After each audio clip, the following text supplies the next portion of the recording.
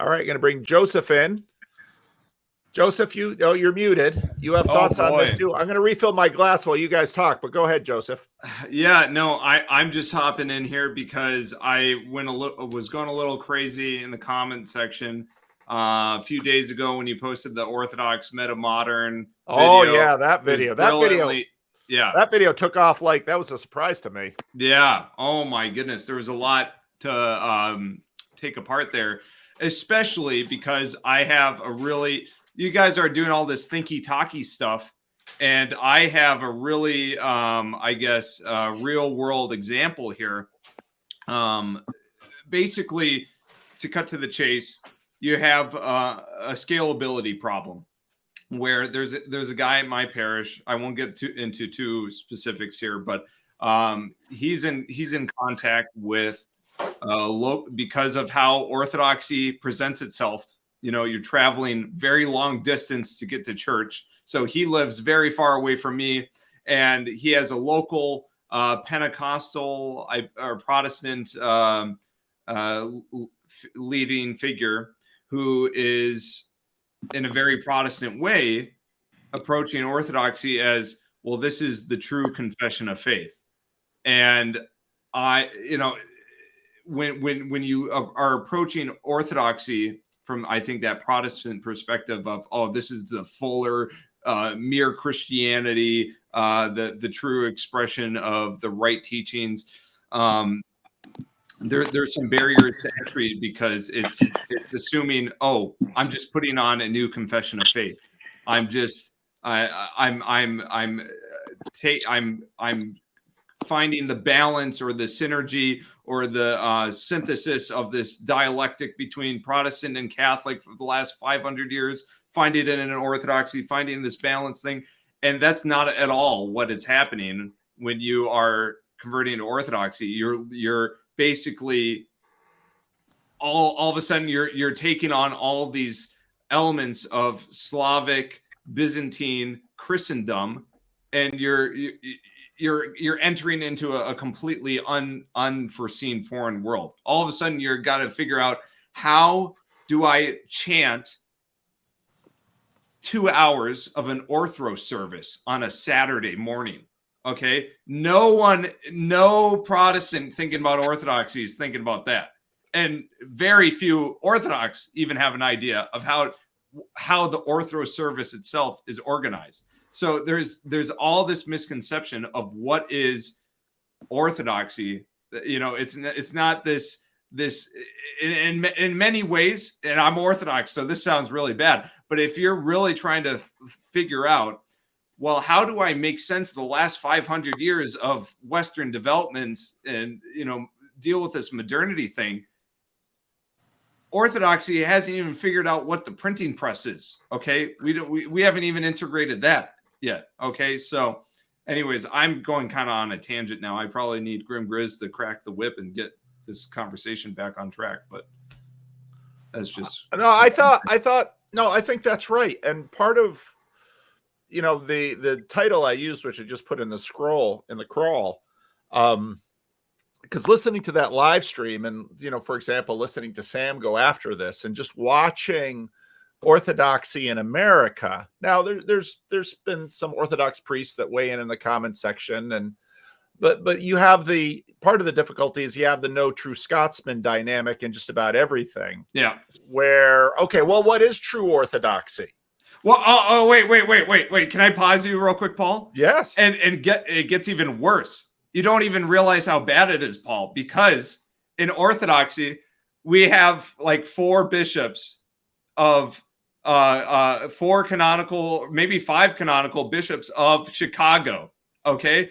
And then there's the true Orthodox old calendarist side of things, which are saying, you guys are ecumenists, breaking canons. And in some ways they're right, and in some ways they're wrong. You know, so it's like Orthodoxy is the most disorganized place in the planet right now. We're literally waging a holy war against ourselves. You know, so you're spot on the money. That's all I'm trying to say. Yeah, and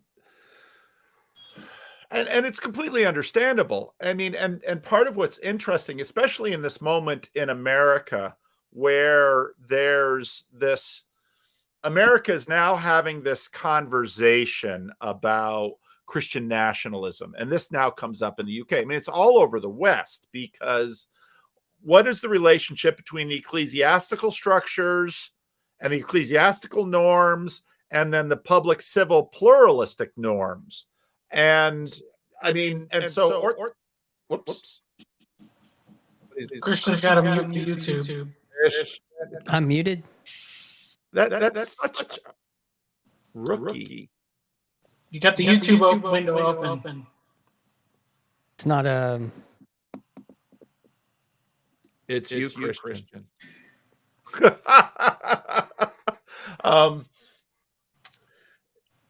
So you know, and I've heard Orthodox people talk about the fact that, well, you know, here in America, in let's say in the old world, you would have the whatever the nomenclature is, the bishop or the metropolitan. You would have the hierarchy. This is the Orthodox Church in such and such a place. And here in America, okay, so which brand of Orthodoxy? Yep. And so how on earth are you organized and structured? But you're exactly right. I almost included, you know, Algo of course serves me up, and these guys that had Gavin Ortland and Father Stephen DeYoung on, you know, to debate things on their little channel. That was kind of a big video for a minute. Yeah. They had this other Orthodox dude, and it was like, former Protestant pastor becomes Orthodox, and they have a clip of him. Oh my talking, goodness! I thought, I know. he is so Protestant. Yeah, I mean, I know.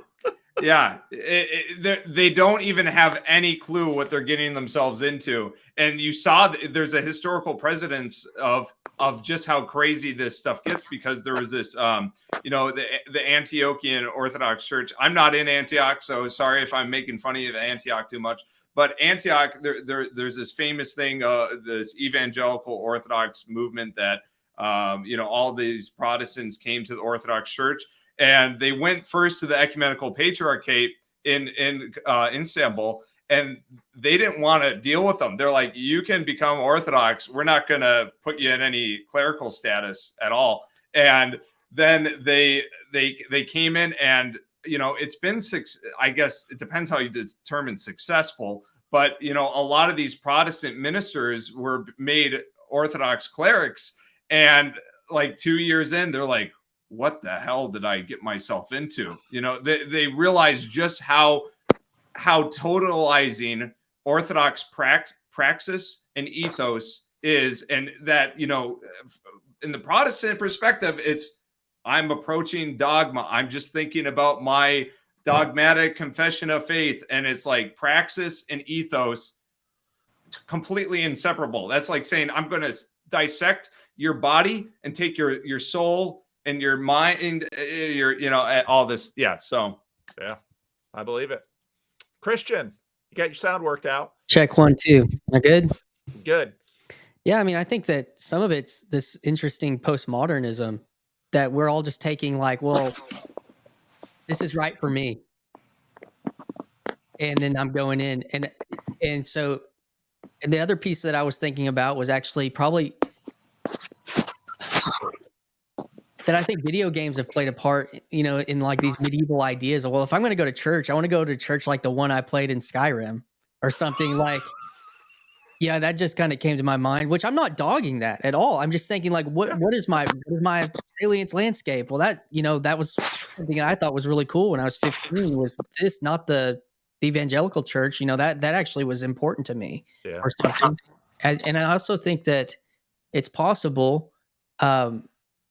that again, doing this like, well, I like these ideas, but so much of what I think I understand about Orthodoxy is that it's also, I mean, Russian, Greek, like it's tied to actual culture, and you're going into all this nested culture that don't, like, I think Joseph was saying, like this ethos and praxis is like, you're going into something that isn't just ideas. Because but Christian, that's why Ortho Bros like it, is because it's It's the communist line of, true communism's never been tried. True Christendom's never been tried, except for in Russia or Greece, except when it did work, the Jews ruined it or something. That's literally what that's a very large swath of what orthobro thinking boils down to, is we can bring about true Christendom if you just listen to us and have, Rush investments. So there's like a lot of nationalistic ideas tied to some of it. I guess I'm not really pointing at that part of it, but that makes sense. Well, one thing I wanted to not to dominate the conversation at all, but the other kind of point I wanted to bring up is putting traditions aside. Like, I know from my experience that conversionism works, because my dad was born again, his brother stayed Catholic, and the bigger question is, like, because people want to go to these traditions because they have this long history, but the real question is, how well are they passing down the faith? And so, I mean, as far as I can tell, like, you can convert into a denomination that claims to have like apostolic succession, but PVK is the only one I know who's the third generation of faithful minister. So Gavin Ortland's coming on Monday. So right, yeah, he does have quite a history too. But what I mean. So which is not to say, because I know there are certainly examples, but we either need to wait and see what the children of this generation of converts, how they respond to their parents switching traditions, or find these the cradle Orthodox and the cradle Catholics that are really passing on the tradition successfully. Jeremy. Yeah, I came in. I wanted to add into what you were pointing at with Protestantism affecting Orthodoxy. An interesting tension that's there is that when the Greeks came and immigrated, they tried to really embrace the Americana and the American culture. And so if you go into like a Greek church that was built in the 70s or in the 60s, there's very few icons generally, and they have pews in there, and people sit for much of the service and stand at certain parts and they also have a church organ in there, and they're playing some of these hymns, the hymns on the organ, which is all American introductions to Orthodoxy.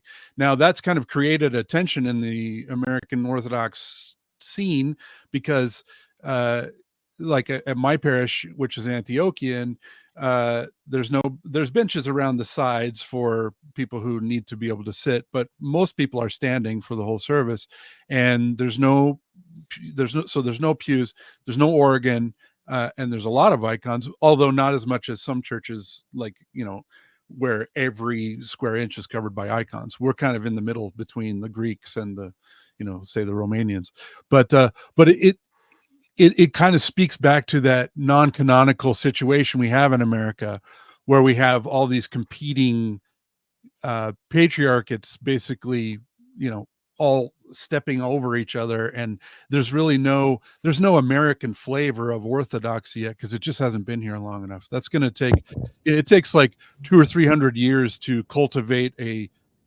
Orthodox vintage of wine for a particular culture, I think. Yeah, but sorry, Jeremy, no, but the crazy thing is, in America, you have a Christian experience from Poland to Portugal that's already present in a crazy mosaic, right? Like, yeah. I live in a town dominated by Bavarian, Czech immigrants, as well as some Norwegian Lutherans. And there's already, even though it's, kind of watered down, I don't know if that's the right word, it's not as flamboyantly extravagant.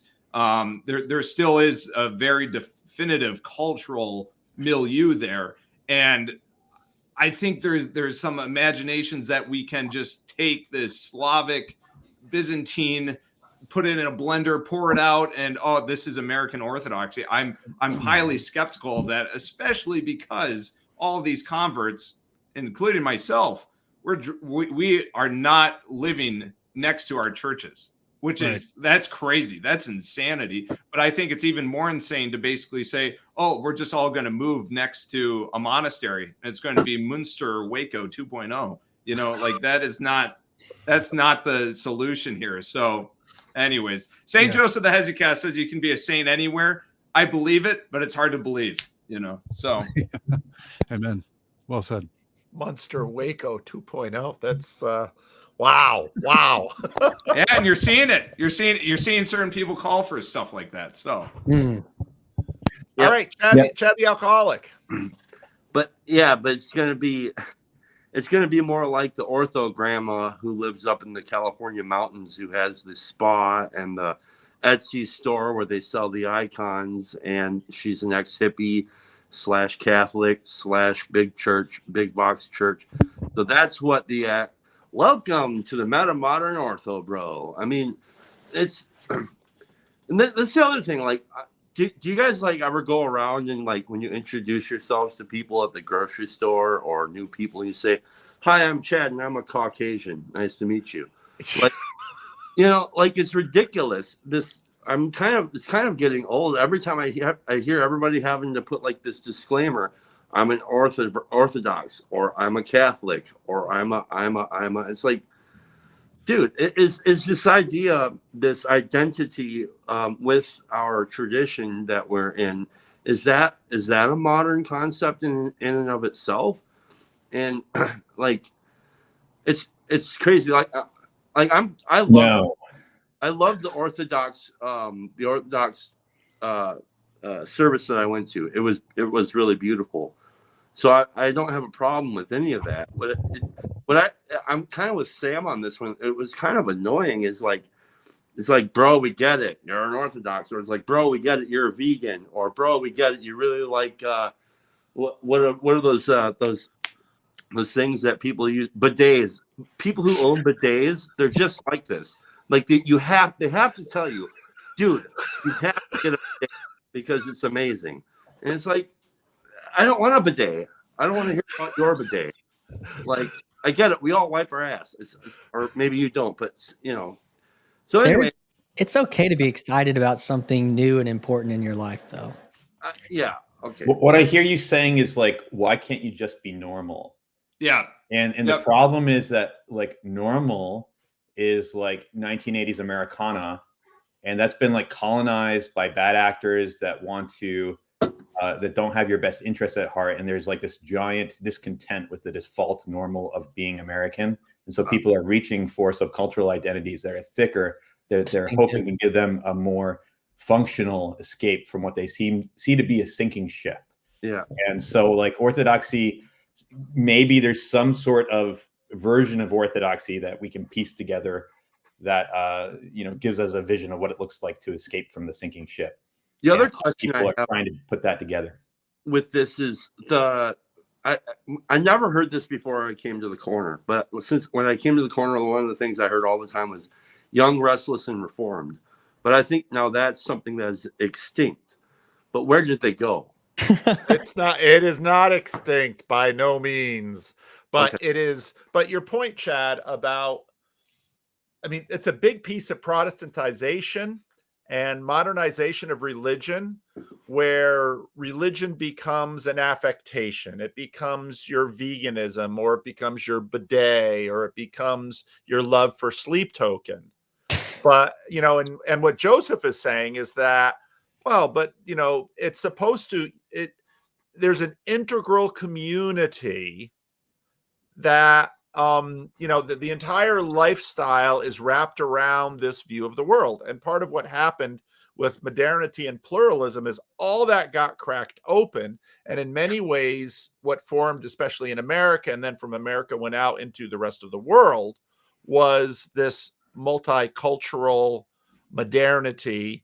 Is it urban monoculture? But it's underneath a very implicit way of being together, upon which you can put your affectation. And now even your gender identity is an affectation.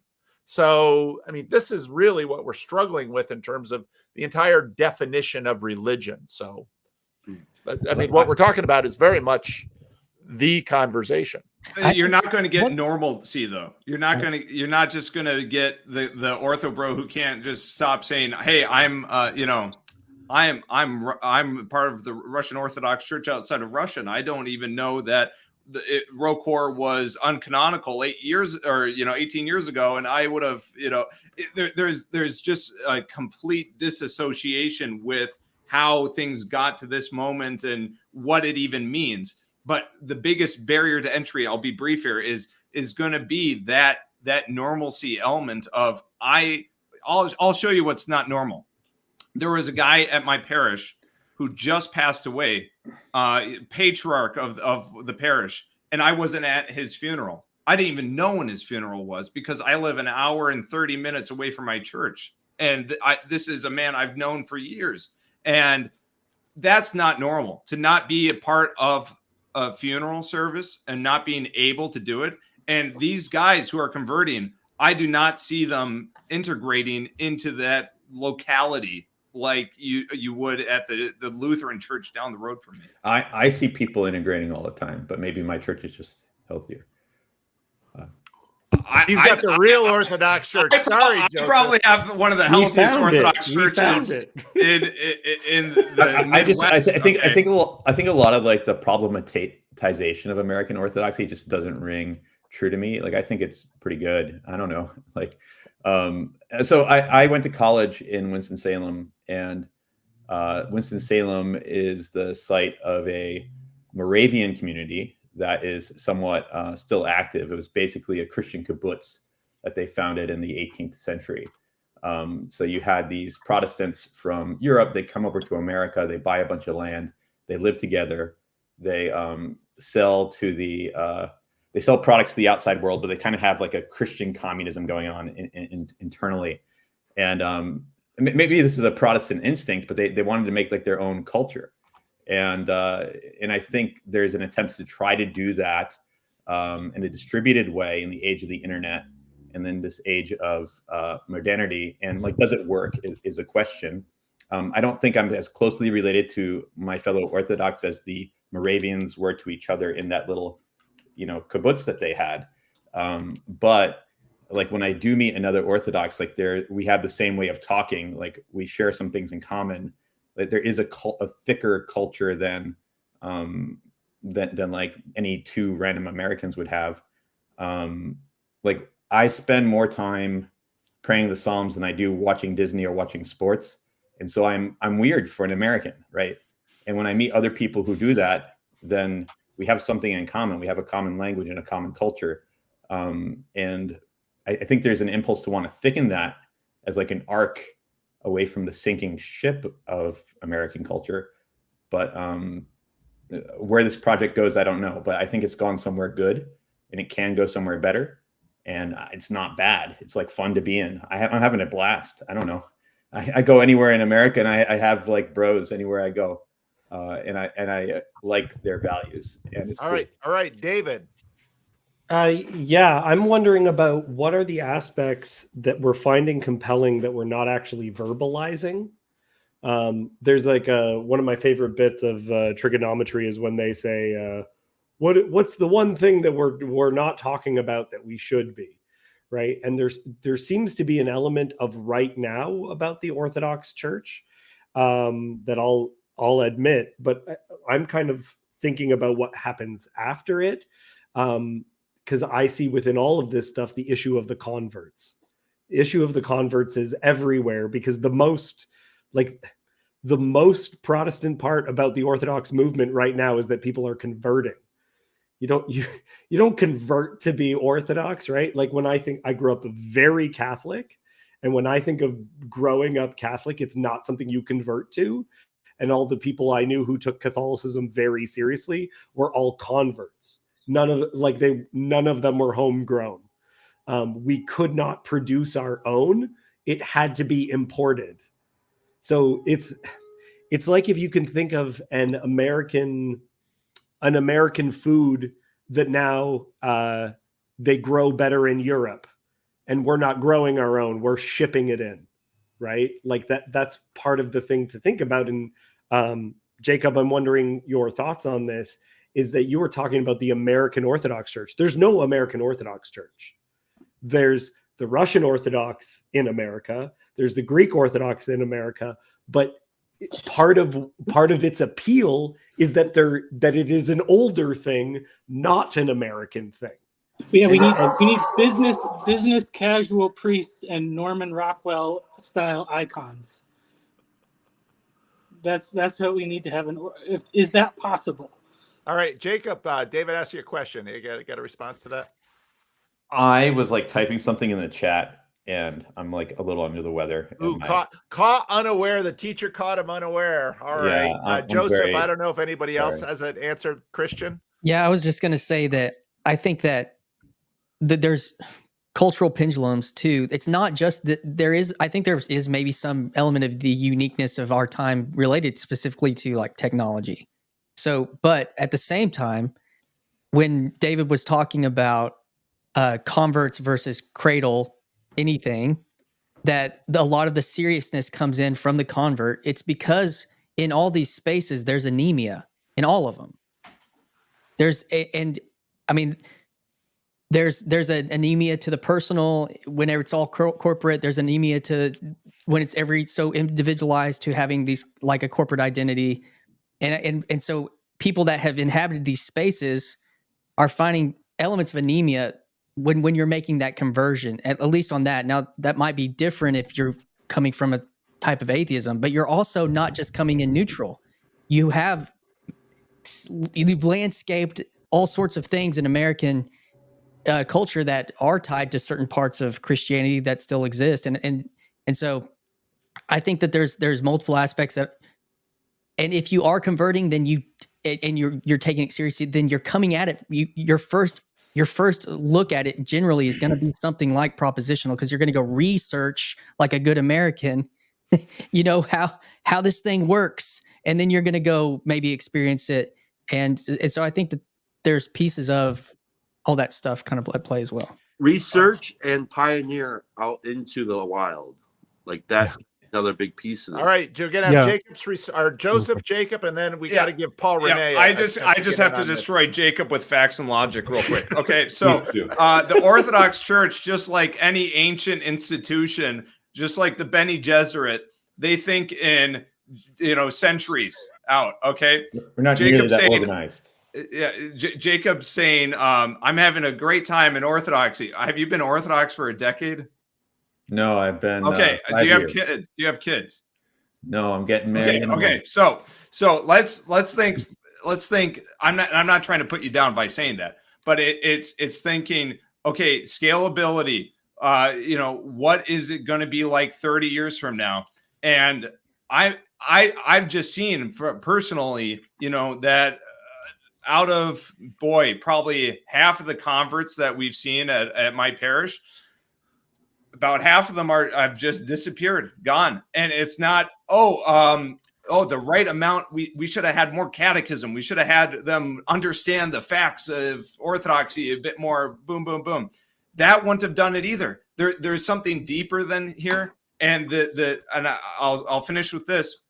I think there's a danger, and the OCA, the Orthodox Church are in America, not of America. They fall into this temptation that I think is subsuming a lot of the ortho bros and people that are ortho curious or whatever. It's basically, give me Saint Isaac the Syrian's ascetical homilies, and I can become Saint Isaac the Syrian. And it's like, you can't just have the service books of the church. You can't just have the theology books of the church and replicate orthodoxy. It takes it's like a martial arts. It's passed down. It's lived, it's embodied. And if you are just getting the facts right, getting the right books, watching the right YouTube videos, and you're not a Protestant. Yeah, you're Protestant. You need to show up to those funerals. You need to cry with people. You need to, get in bloody struggle with other people. And the infrastructure is not there. And the longevity, I've yet to see it. I mean, I'm doing it. Like, I've been to that's great. That's great. A few funerals. I've prayed the psalm vigils like the night before the funeral for people. I've kissed corpses on the forehead, at their funeral. I've Like I don't understand. Now have that experience 15 years from now, and I just don't understand like this tone of alarm that seems to underline this. Like, 20 years ago there was 2 or 3 monasteries in the U.S. and now there's like 50 or 60. Okay, okay. Sorry, that is an unfair comparison because you're looking at basically monasticism in America in the Orthodox landscape is predominantly as the result of Elder Ephraim. And that was an explosive. It's not. This is beyond the scope of this conversation, but that is not a model for what's coming in the future or what is going to be. I can't. Are you like okay? For the Gotta future? give Paul Rene a shot. Okay, Paul. So I was listening to your video on my walk this morning, Jonathan Peugeot, the Protestant, but the bit with icons, like, is this actually what Paul and Peter look like? I've got a friend in California who's a Ethiopian deacon, and I've been to an Ethiopian service, and I'm familiar with Coptic icons. And I mean, the truth in icons is an embodiment of the people that are participating in the worship service. And I didn't convert to Orthodoxy because of propositions. I followed Peterson. It's harder for me to engage with Peterson these days. I'm not going to dig too much into that, but when Peugeot came on the scene, I started following him. And at the time, I was going to a fog band rock machine church, and I was doing it for real. And I was jumping up and down during the air quotes worship stuff. I was volunteering. I was getting involved in all that, and it just kind of it wasn't working. And when it was clear it wasn't working, all I did was, seems like Orthodoxy is working out for Peugeot. Google search Orthodox Church, go to Vespers, and that was pretty much it. There wasn't a whole lot of thought. It was just, God is pushing me to be a Christian. The Protestantism stuff I've experienced doesn't seem to work. Peugeot seems to be on a path. I'm just gonna live it. And if anything, I'm so lazy that I try to study stuff. I don't really study the Bible that much. My prayer life is garbage. But I'm trying to live this out. I talked to my priest.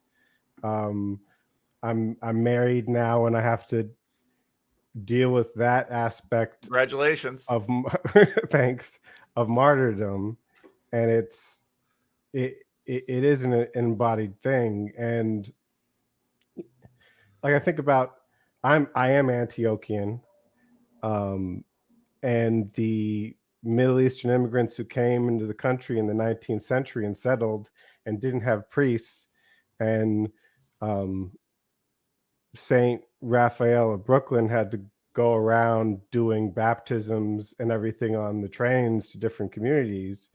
They sowed the seeds of what we're starting to see now. And this is going to take centuries. And yeah, you'll have catechumens come, and some of them won't stay. I think the big issue is we need to actually lean into Orthodoxy. We talk about godparents as being sponsors now because we don't want to impose this familial relationship between the people that are seeing over you entering the church. Wait. Let me get this straight. In your Orthodox church, you've moved the language from godparents to sponsors? Well, like if a baby's born, we call them godparents. Yeah. But we're reluctant about doing that for But it's a but again, that's a very AA language. And so again, I mean, let me be clear. I celebrate the coming, the revival, the flourishing, the growth of the Orthodox in America for exactly your story, Paul. I celebrate that. And I have absolutely no insecurities about the fact that you left a smoke machine Protestant church for an Orthodox church, and you're being pastored and counseled and led and enfolded. I celebrate all of that, but I also want to have a real conversation about church in America. And well, so and there's no trying to dump on the Orthodox. No, that's not fine. my goal. And I just want to finish that out. I think, my godfather was a deacon when I was baptized and is a priest now. And I say godfather and godmother. And I think catechizing ideas is not going to keep people in the church. Right, building relationships is going to be in the church. Keep people in the church. If anything, I'm in a worse position now than I was 2 years in. My faith is worse. I missed a bunch of Sundays. I get into a fight with my wife, and the whole week is ruined. But my head priest and my godfather and my godmother will just not tolerate it. Me staying away too long, and I think that's the key, and that's what we need to lean into. Amen. 100% agree. Go ahead, Jeremy. Okay.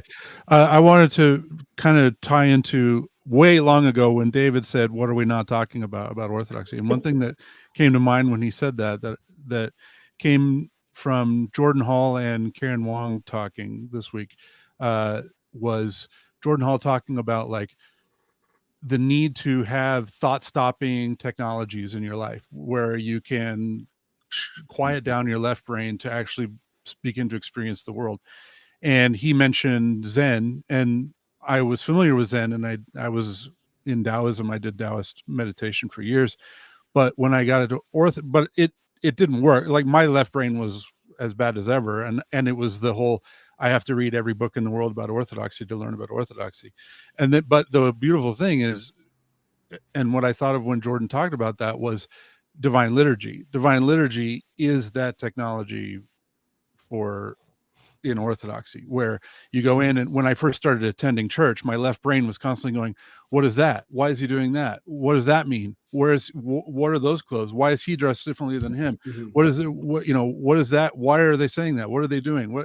And your left brain, there's no answers. No one's standing there. You can't just like ask somebody next to you. Peugeot isn't there to explain it to you. Yeah, no one's there. Yeah, Jonathan wasn't there, right? So I couldn't talk to him. And after a time, your left brain just gets tired. You can't. There's no answers, and it just gives up. And all of a sudden, you start settling in, and then the beauty starts opening up. And that, to me, that's what drew me to Orthodoxy. When that started happening, and my left brain started shutting down, and I actually started. And it's not like I stopped thinking. I mean, I'm not saying that, but I'm saying it just quieted down to where I could be in my skin and be in my body and be there. And all of a sudden, the beauty started opening up. Well, so Jeremy's right on the money here. But the ugly truth that I think a lot of rose-tinted glasses Orthodox converts are unhappy to realize is that is facilitated in a liturgically competent space, and there's a lot of liturgically incompetent parishes and priests out there. And in order to get somebody who is good at liturgics, and not in just a superficial way, but in a way that it resonates with the whole person, you're basically looking at, you're going to have to pick up your family and spend 5 years in Boston, pick up your family, spend 5 years in New York, etc. And that happens like very frequently, right? Like the liturgical beauty that is present in Orthodoxy in America is a gift of people sacrificing their time and their life and their blood And to the extent that we have it, and it's not everywhere, like you say, there's liturgically incompetent churches, and a lot of times those are the majority being led by majority people. of Orthodox churches I've been to a lot, and the majority are liturgically incompetent. Maybe I'm a snob. Come here, I'll show you many good ones. Sure. But like, in a lot of times, even the liturgically incompetent ones, those are the early stages of someone trying to make that sacrifice to open a mission church or something where they don't have a chanter. And someone needs to care. Someone needs to love it. Someone needs to say, the singing here sucks. I'm going to go. Now we have an online school to learn how to do Byzantine chant. Or you can, if you know Western notation, there's plenty of resources for that on the Antiochian Church's website. Like, someone needs to care enough to make it happen. Church doesn't happen on its own. It happens through with your blood. Give your blood. Yeah. I think, though, also that the yeast hasn't fully been kneaded through the dough. And this is like, people have these conversations about immigration, like how many immigrants into the country and it's still the same country. How many Protestants into the Orthodox Church, right? Where if the most passionate people are all converts, and the way of thinking, it like you don't have these, you may have Orthodox parents, but you don't have Orthodox grandparents. Right. So there's these different elements that have not fully worked their way through. And I think one of the things that was happening is like, look, you have these Christian apologists and they won't shut up about learning Jehovah's Witnesses. And when Jehovah's Witnesses come across this stuff, there's big issues. Like Islam is having a real problem where 200 years ago, Protestants weren't reading the Quran and now they are, and the Hadiths. And these apologists are just now beginning to understand Orthodox theology. And so this Protestantism that we see as this deconstructing thing that's breaking everything down, it has not come for Orthodoxy yet. And it's just starting now. They are just starting to learn the arguments to come for you guys. And while that's happening, your churches are going to be full with people who think like Protestants, not like Orthodox. The antidote to those arguments coming for the Orthodox is not better arguments. The antidote is holiness and love. That's always the safeguard of the church. Is it not, Paul? It is. It always is. Yeah. Because the I church think rises or falls on holiness and love. I'd like to put the church. I'd like to put in this thought that I live in a town that's 100 and almost, it's 150 years old, and there's never been an Orthodox church in my town. There's never been an right. So, and there probably won't be. Yeah, there won't be. Yeah, exactly. And so, but the ideals that are being put forth there's two different ones. One, we were just talking about like excellence, quality, beauty. Okay, that's kind of this universal transcendent that a lot of churches are trying to get right at different scales and different levels that do yield actual different response to something beautiful. So there's that. But the other side of it is this whole idea of trust. This ideal, the ideal being put forth about an Orthodox community, this Platonic vision of an Orthodox community is the ideal that, I mean, that's the 100 years ago, 150 years ago in my town that had maybe at that point maybe had 4 churches that everyone was in walking distance of. It's the same, and that the trust built in a town of 10,000, like that's what I feel like is this vision of, and it's a seeking of trust, and because institutional trust is almost gone, and even figuring out how to trust your fellow man when we're all isolated. And so there is this beautiful idea, but I'm saying that's not I guess the idea of like what an Orthodox life looked like in Greece or in Russia or something like that, in a local, very hyper local community, that also existed in the way that small communities did, in the way that small communities would gather around the one church building and the one school building and all that kind of stuff. Like, I mean, we're just we're light years away from that. And there was so much trust was in an extremely higher reach than we are right now. I think there's a lot of anxiety going around because what we're doing doesn't look like what happened in the past. And I just think, why would you expect it to ever look like the same over time? like technology has had a huge impact. Sometimes I go to like 3 different Orthodox churches, so I'm part of the problem. But the Serbian church I go to sometimes it's in the middle of this sort of town that's economically left behind nowadays. But when it was founded, all the little row houses around it were filled with Serbians. They built the church in the middle of their community. And now all the parishioners live elsewhere. They don't live in that little community around the church anymore, but they'll drive like 30, 45 minutes, an hour, or 10 minutes to get there. The priest lives next door, but the parishioners still, they try to love each other, do things together.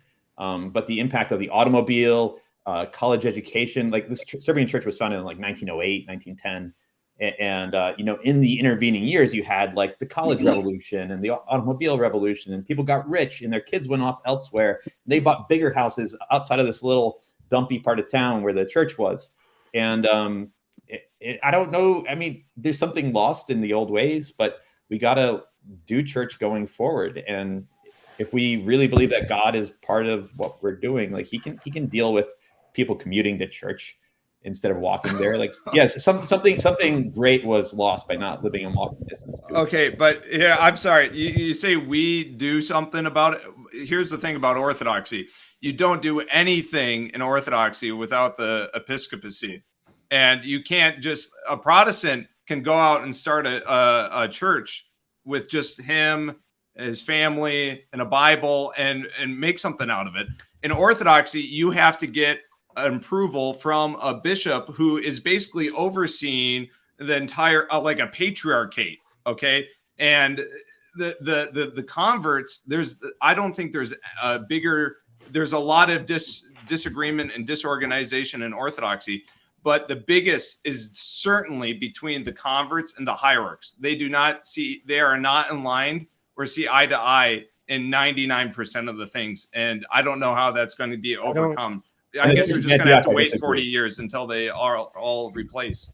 In the Church of Antioch, I disagree. I don't see.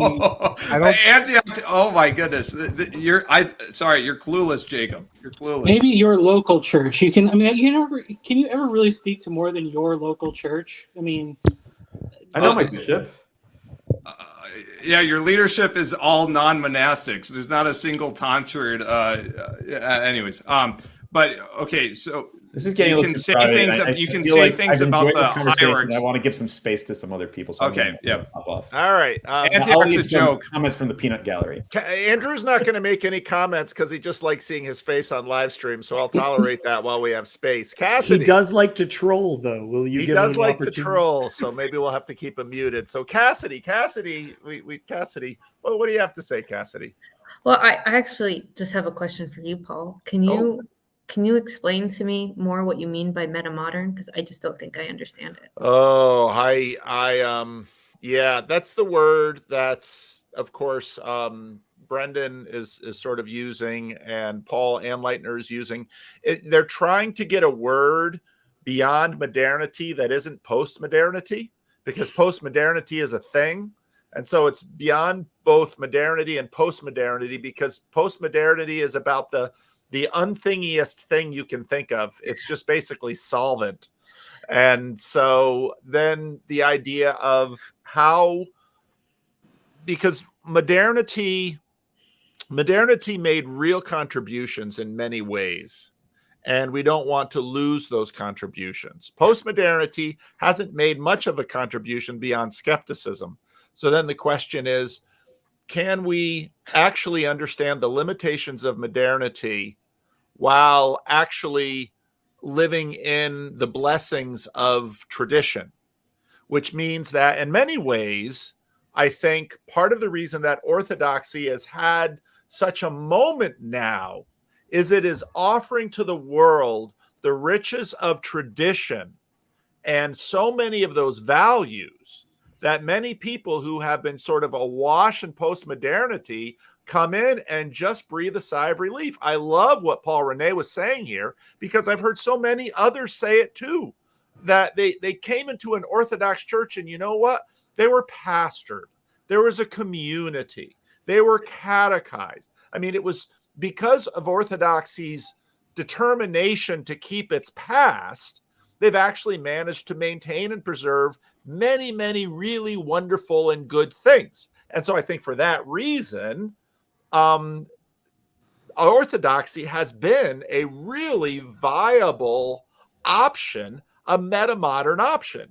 But the issue is that we continue, and many of the things that have arisen in this conversation, the challenges of church in America that the Catholics have had to face over the last 100 years, that Protestants have been facing since the Puritan times, all of those issues, well, the Orthodox, they got to face them too now. And we're all in that. So that's sort of what I mean by metamodernity there. Paul, I wonder about this idea. Metamodern, I think, is a good term, just because it came from like film criticism and stuff like that. Like, even when you were talking about it, like Thomas Flight was getting into how these things could work. And I think a way of thinking about it is fully integrated, right? So you can think of skepticism, an era of skepticism and modernism, as a grade 6 boy, right? A grade 6 boy just making fun of things. Everything's a joke, but he's immature. You can't, okay, you do this, and now you get a high school girlfriend, and all of a sudden you can't just be joking about things. You actually have to present your feelings. And then all of a sudden, all these jokes, all these ways that you learn that you're cooler than everything else, it's just left you miserable. So how do you actually integrate that aspect back in so that it's again meaningful? For myself, I wrote a play, and the play was, have you ever seen Waiting for Godot? Did you ever have to read Waiting for Godot? So I wrote this piece that's a meta piece that incorporates all those elements, but it actually states that God does exist. So the ridiculousness, instead of, oh, everything's ridiculous and isn't this preposterous and we all just were falling, at some point you go, oh, and it rises you back up. So if you, like, as an example, 50 years ago, the comparison between the flood story and the Epic of Gilgamesh and the Bible illustrated to people that the Bible was bullshit, that none of it was real, because we can find these connections, so therefore it's not real. Whereas now, the metamodern turn is, now we're going to compare these texts and make the Noah story more meaningful. Yes. Now we compare them and go, yeah, but the Bible's different, and those differences mean this, and all the ways that it's the same, it means this. And instead of the grade 6 boy bringing up his arguments, which are legitimate, but just leave him with a kingdom of crap, instead it's like it becomes more and more clear, and you get from all of that doubting, you actually at the end get a faith which is stronger and it's now beyond these things. It steps past the cynicism that postmodernism creates, that because everything's relative, nothing matters, collapse, boom, cynical about everything. Okay, well, and your example of Gilgamesh story and the Genesis story is great, because I actually think that the bigger problem in my conversation with Brendan Graham Dempsey, he was talking about source criticism. I think culturally it had more to do with like evolution and creation, like that whole problem within modernism. But then it's like, well, nothing matters. And you get past that, to your point about that, is you look at these things and, these stories might represent the same thing, but my God, this Noah story has had so much more impact on the world that I think that it fits, it should be placed at a higher place on a hierarchy of meaning and value. And so you're taking these things that are out there in front of you, and you can then put them more appropriately into a place that has meaning. I think that's part of it, Cassidy. That also, by the way, was the comment I was bringing up before about the Orthodox Church. And what I'm wondering about the yeast fully working its way through and everything is that there's certain things that have been time capsuled. And because they're time capsuled, we say, look at how durable this thing is. But it's like, look, the Dead Sea Scrolls were preserved because they weren't exposed to the rest of the atmosphere, the rest of weather. And if you actually got them together, then the Dead Sea Scrolls just fall apart, right? And so is there aspects of Islam that just haven't been exposed to the modern world, because they're going through a crisis now that they are being exposed. And I wonder if Orthodoxy has also been closed away from it. But Cassidy, does that make sense of the notion of metamodernism? Of like, Yeah, partially. I'm sure there's a lot I'm not understanding. I think it's a concept you probably can't get in a 30-second explanation, but it's helping. It's there are things that you're saying that are setting. I don't think I see the full picture. The word is too new. Yeah. It is. The word is Yeah. too new. Yeah. The concept hasn't sort of taken root yet, but these are all sort of the things that we are dealing with. And I think, again, in that way, Orthodoxy now in the pluralistic West is, really fits that bill. And the difficulty, and so then you see some who are basically saying Orthodoxy is everything. Well, they're the convert, and God bless you. I love that you have found Orthodoxy, and I want you to go to liturgy all the time. I want you to do confession. I want you, because part of the problem is, as Joseph said here, a colleague of mine who is doing sort of liturgical Christian Reformed Church, really kind of Anglican, he says, my problem with the Orthodoxy wave is everyone who has left my church because they said, I'm going to go to the real thing, I'm going to go to the Orthodox church, none of them are actually going. In other words, there's a sense of the promise of finally we can undo part of the problem of modernity by getting before it. But you're not in medieval Russia. All of those, I know, shocking though it may be. And so that's why I think that I celebrate the contribution that Orthodoxy is bringing to the conversation. And I celebrate the fact that many people are seeking Christ through it. And I think that's going to be a hugely positive thing for the church in America, for the church in the West, and for Christianity in the West, and for Christians. And so I celebrate it. But at the same time, I also know the complexity of doing church in America, and the Orthodox will not escape those complexities. Well, Orthodoxy has not escaped modernism at all. The obvious example is Soviet Russia. The effect of communism on the faith and where it really lived was huge. And in the States, cradle Orthodox aren't having a whole lot of kids and haven't been for a while. Churches had been shrinking. And if you don't have 3 or 4 or 5 kids, you're going to be more reluctant to say, hey, Johnny, go be a priest. You're going to want him to be a doctor or a lawyer.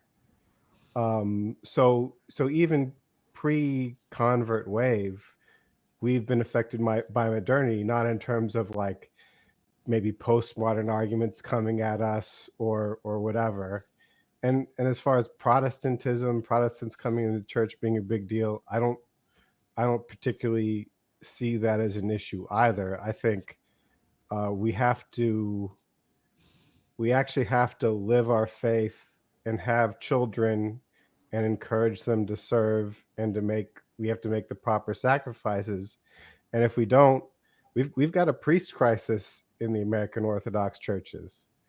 And if we don't have priests, we're not going to have bishops, and then we're not going to have any priests, and you're going to have no one to do your funeral and no one to marry your kids or your grandkids. And that's the real crisis, not some. And then you'll have what the Anglican Church has. I went to synod for the Anglican Church one time, and it was just full of a lot of autistic people who really liked the pageantry. And they were formerly Protestants who were all there, really liking their purple robes, really enjoying their liturgy, but had not figured it out for themselves. Like there was no communal aspect. It was like it attracted a very specific personality type. And that's the only person who wanted to be a priest. I think the community aspect is even. That's the impulse. It seems like Paul Renee, you're pointing at, like I think that is the big meaning crisis. It is, and it has to do with trust, and it has to do with believing, like it more than just. I think also a very big Protestant problem is the idea that I'm intellectually assenting to orthodoxy. I'm intellectually assenting to this thing or whatever. And it's not just orthodoxy, it could be anything. Like that, like what he just kind of talked about Anglicanism, what David just said about Anglicanism. It's kind of like, oh, I want to identify as this thing.